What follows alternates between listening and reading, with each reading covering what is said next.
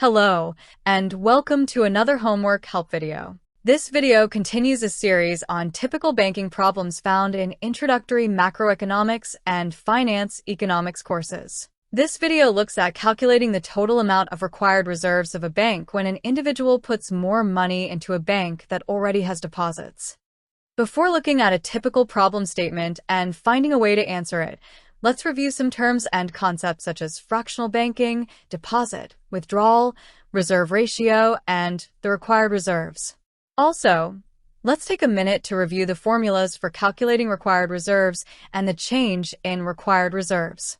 One of the keystones of understanding modern banking systems is fractional banking. A fractional banking system is one where banks and other thrift institutions, like savings and loans and credit unions, accept money from the public. They use this money to make loans and collect interest on the loans. However, the government requires banks to keep a portion of the money they accept in case the public wants access to their money. A deposit is the money individuals place in the bank for future use. A withdrawal is money taken out of the bank by an individual. The reserve ratio is the ratio of required reserves to deposits. Problem statements represent the reserve ratio as a decimal, a rational number, or a percentage. If the problem statement represents the reserve ratio as a percentage, divide the percentage rate by 100% to get the decimal, rational number.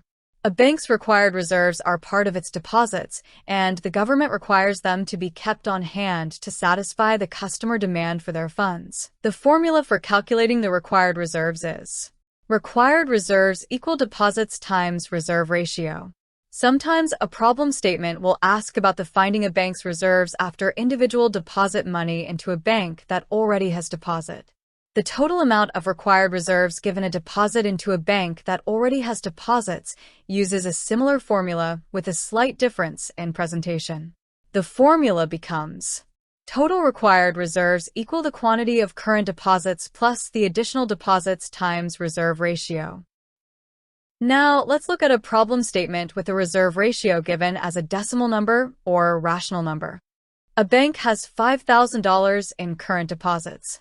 Sue deposits $2,000 into the bank. The country's central bank has a reserve ratio of 0.025 of its deposits. What is the bank's total amount of required reserves after the deposit of $2,000? Let's look at the strategy to find a bank's total required reserves given a new deposit of funds into the bank with existing deposits and a reserve ratio set by the central bank. Write the formula for calculating the required reserves. 1. Write the formula for calculating the bank's required reserves. Total required reserves equal the quantity of current deposits plus the new deposit times reserve ratio. 2. From the problem statement, locate and substitute the amount of deposits currently in the bank. 3. From the problem statement, locate the change in deposit amount and substitute it into the formula. 4. From the problem statement, locate the reserve ratio and substitute it into the formula. 5. Add the new deposit to the bank's current deposits. 6.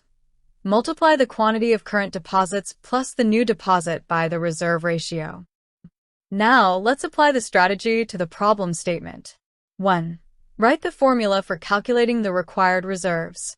Total required reserves equal the quantity of current deposits plus the new deposit times reserve ratio. 2. From the problem statement, locate and substitute the amount of deposits currently in the bank. Before Sue deposits her money, the bank has $5,000 in deposits.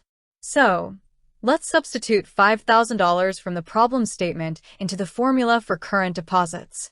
3. From the problem statement, locate the change in deposit amount and substitute it into the formula. Sue deposits $2,000 into the bank, so let's substitute $2,000 from the problem statement for the new deposit into the formula. 4. From the problem statement, locate the reserve ratio and substitute it into the formula. In the problem statement, the central bank set the reserve ratio to 0.025. Let's substitute 0.025 into the formula for the reserve ratio. 5. Add the new deposit to the bank's current deposits. The bank's current deposits are $5,000 and Sue deposits $2,000 into the bank. Adding $5,000 and $2,000 equals $7,000.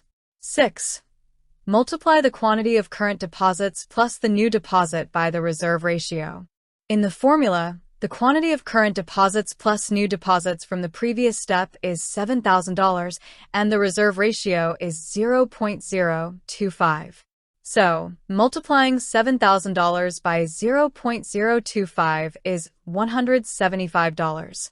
So, when Sue deposits $2,000 into a bank with $5,000 in deposits, and the central bank sets the reserve ratio to 0.025, the bank's required reserves are $175.